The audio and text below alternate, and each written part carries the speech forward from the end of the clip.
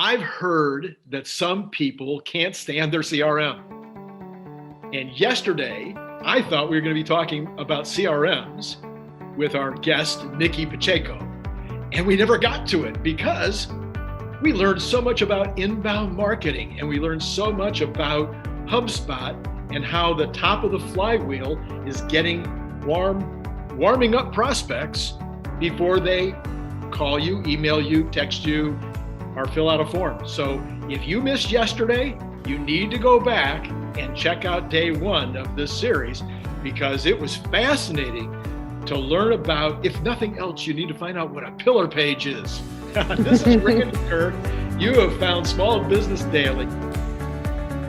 And we are actually going to talk about CRMs today. We're actually going to talk about automating your sales system and your processes. And to help me do that, let me introduce you to Nike Pacheco of Kulture Konnect. Hello, Hi, Nick. Randy. How are you? Well, I'm very well. And Nikki, yesterday was fascinating to me. I'm certainly expecting to learn about automation today. I'm going to now be honest, okay? I'm always honest with my people. And I'm going to ask them to ask a question. I'm going to suggest to them that they make a comment in the form of a statement in the comments below. I hate CRMs.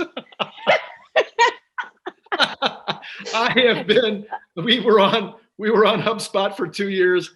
It was like I couldn't figure out. I have a guy that's helping me with some marketing, and he's got me on a CRM called Leads, I forget, and I hate it. So I'm going to ask those of you who are watching today, would you put in the comments below on a scale of 1 to 5 how you feel about CRMs? If you're a 1 and you hate them, put that down, and maybe why. Why do you hate your CRM? Why do you hate CRMs in general? It's not nice to hate.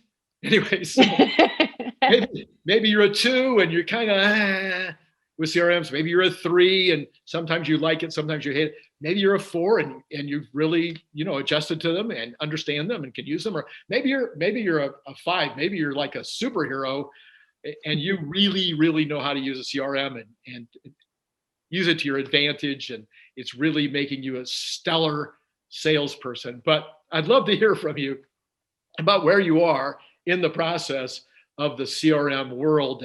And Nikki, you were telling me the other day that a lot of people, there's that other brand out there that you don't have any, sales something. Salesforce.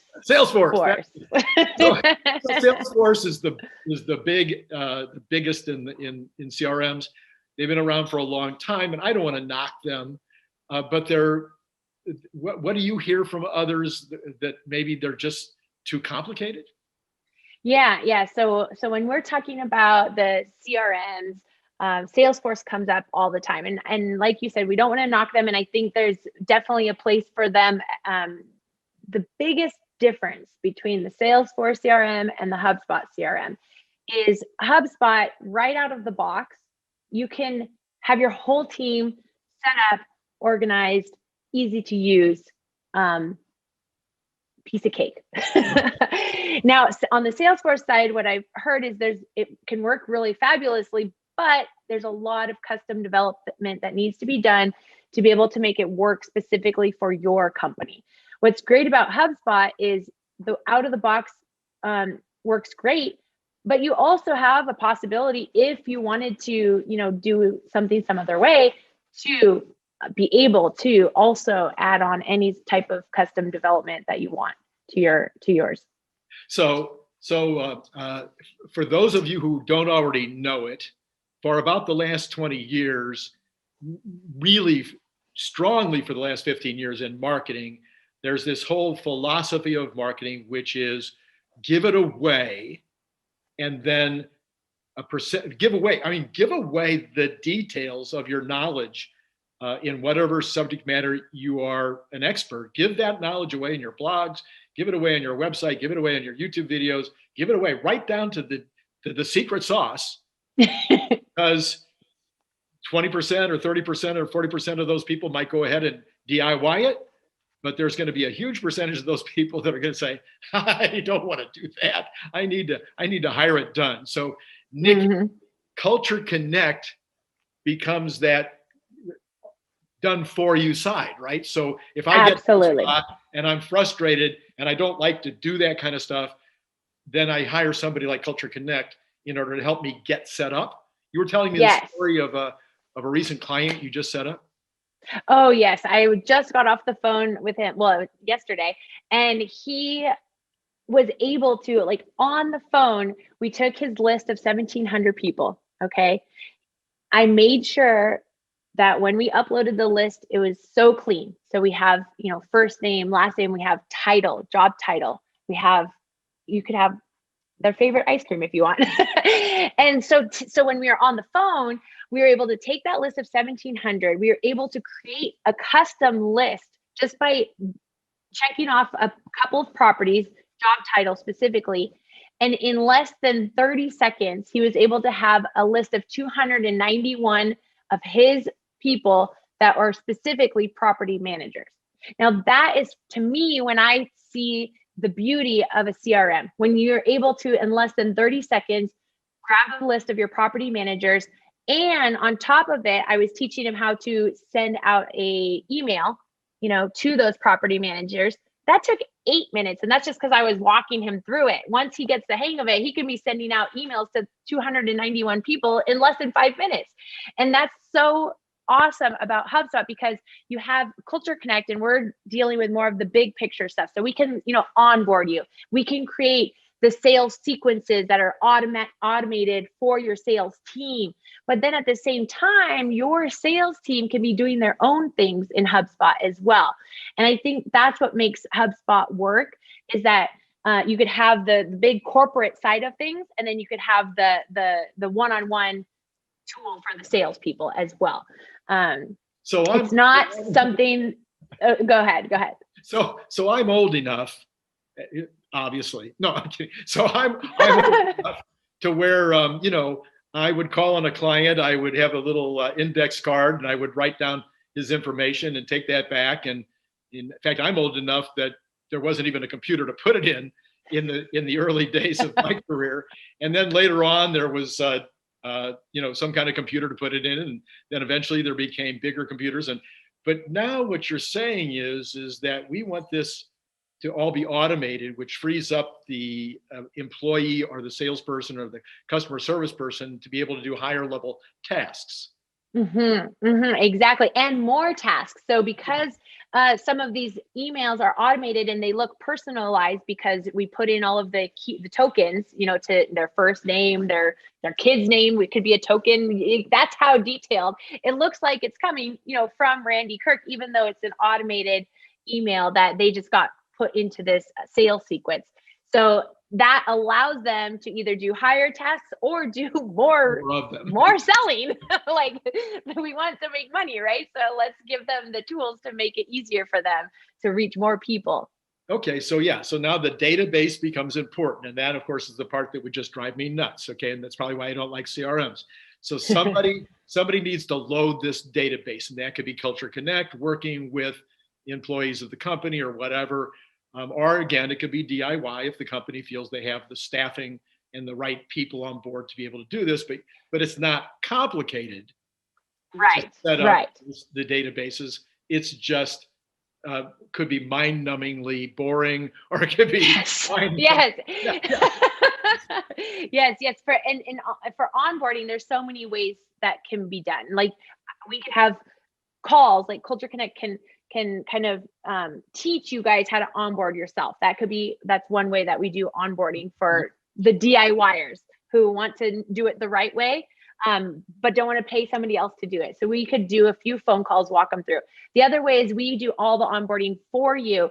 And so that means when you're sending over the list, we are reviewing it and making sure it's proper. And if it's not, you know, hey, this needs to be fixed. Okay, send it back. Okay, good. Once it's in, we're also building your deal stages. We're building your automated sequences.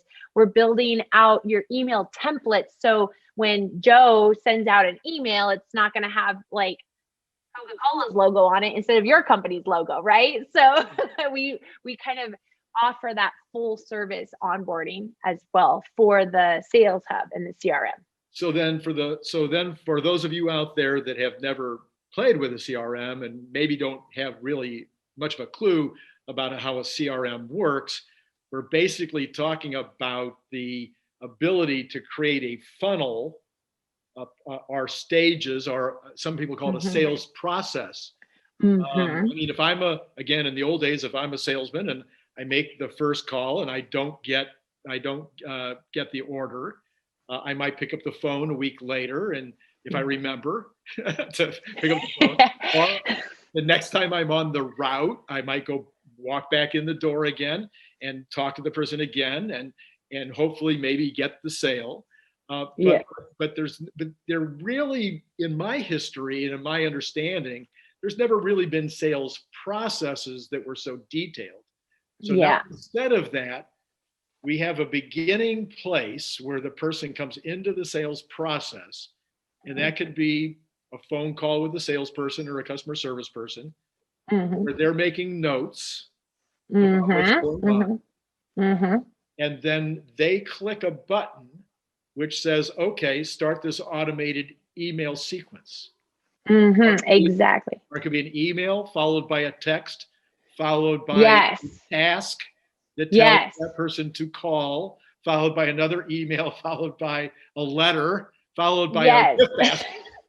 Yes, exactly. And I want to share with you another client.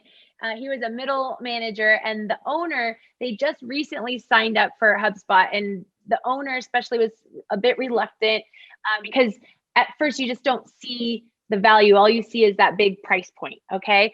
Well, not even a month into it, I get the call from the middle manager. Guess what? We just closed the sale. Okay, great. Why? It's because of the deal stages and the automated sales sequence funnel. A task popped up on his phone because it also comes with a mobile app, said that you called this person, you need to call them again today. He called them. The people are like, oh, we sent over the proposal or the signed proposal. We want to work with you. And they never had actually sent over the proposal. And so because this sales manager called, he closed the sale. And if without that HubSpot tool that's automated, because he's a busy guy, he has so much to do, he's not going to be checking his deal funnel every 5 seconds, right? And so that deal was closed because of that HubSpot task that told him to follow up. So historically, we've heard that it takes 7 touches to close a deal. I'm talking to a guy who's a sales manager on steroids kind of guy. He's like writing books about how to sales manage. And he's saying that in today's world, because we're so online, we're so email driven, whatever, that now it might take 17 touches to close the deal. I believe it. But whether it's 7 or 17, the breakdown typically happens, even by the best professionals, is that if they don't have a systematic way to make those 7 touches, it's probably not going to happen. Absolutely. And that kind of brings us back to yesterday's talk about inbound marketing. There's so many ways that you can touch a potential client 7 times, because it's not like, call me, let's get on the phone.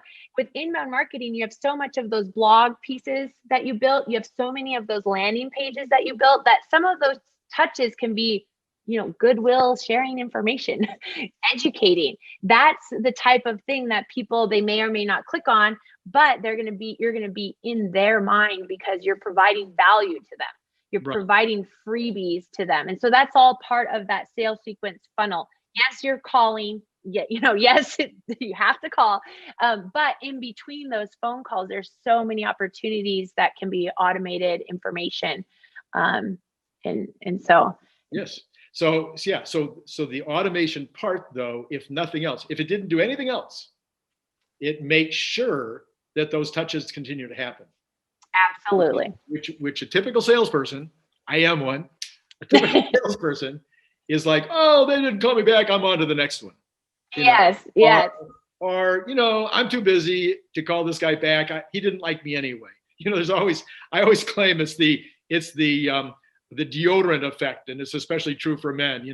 It's like you leave the call and you didn't sell anything, and you're wanting to know if you should change your deodorant.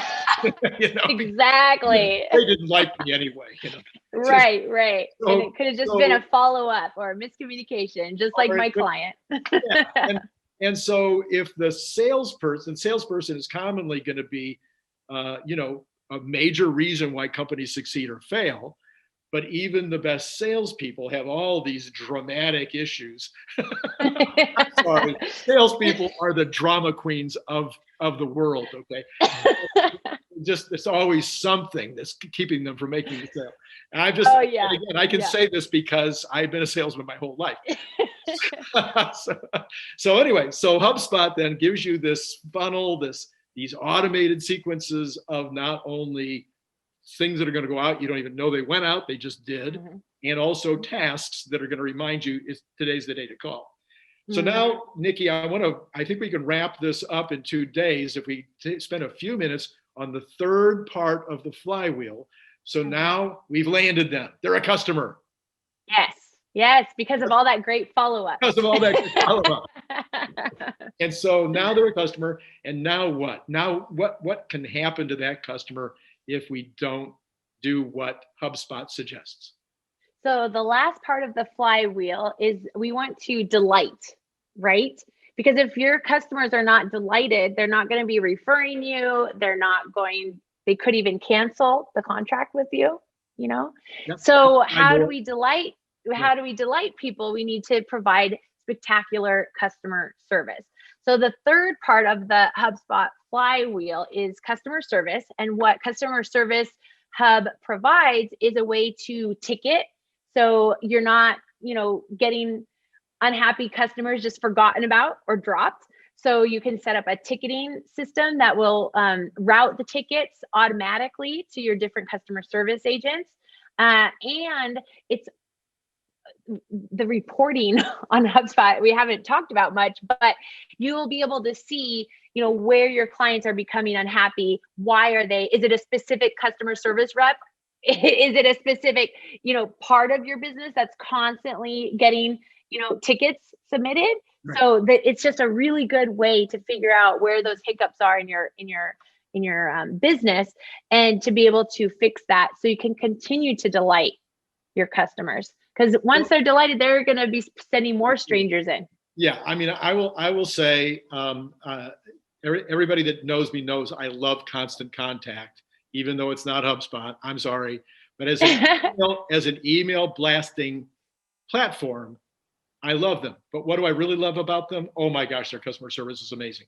And I tell people that. I say, yeah, there's Aweber, there's HubSpot, there's lots of ways to do email blasting. But I started with Constant Contact, I don't know, 13 years ago, 14 years ago, and their customer service, you pick up the phone and they're amazing. Okay. So every company should be looking for that. The number one way that you can determine how profitable a company is without looking at their profit and loss is by answering the question, by having their customers answer one question: would I recommend this company to my friends? If they recommend, if they say, I would recommend this company to my friends, that client is not only successful in the sense of adding clients and adding sales and getting referrals, but rather that client is going to be, or that individual company is going to be more profitable. They've done the research. They will be the most profitable in the category. I think we can think of companies like Apple and others, who have shown this over the years. So we want to bring them around. We start out inbound marketing. We bring them around. They come through the sales funnel, which is now automated and has a sequence and a system to it.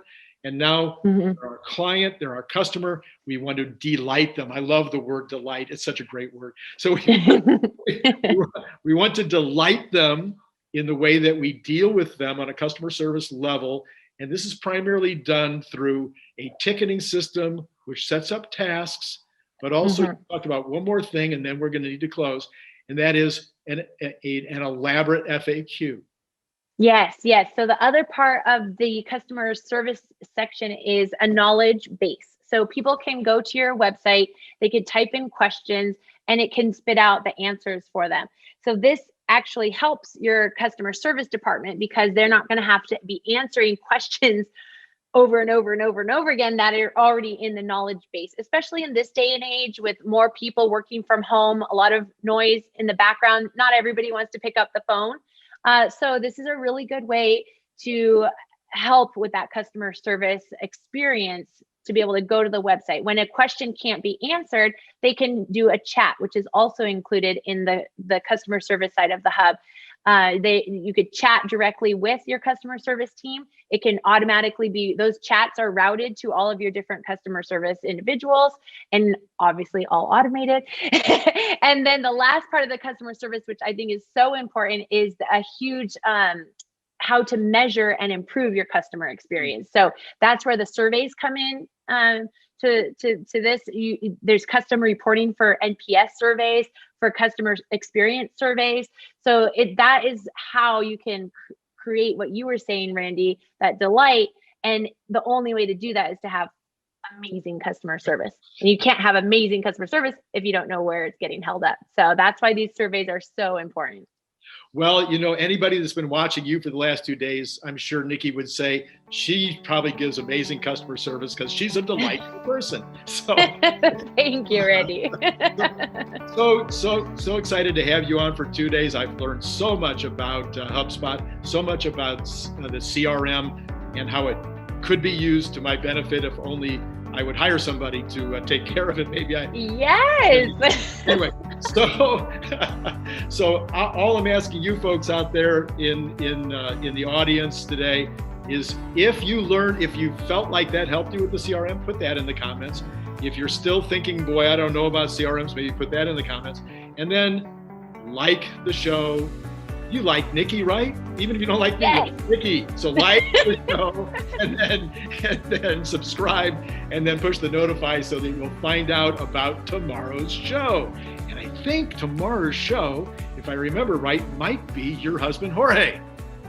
Yes, so you'll be in for a treat. I think Jorge is going to come on tomorrow and he's going to talk about legal jeopardy from the failure to have an ADA approved website. That's what we're going to be talking about tomorrow. And thank you again, Nikki, for being on the show. And until tomorrow, this is Randy Kirk with Small Business Daily.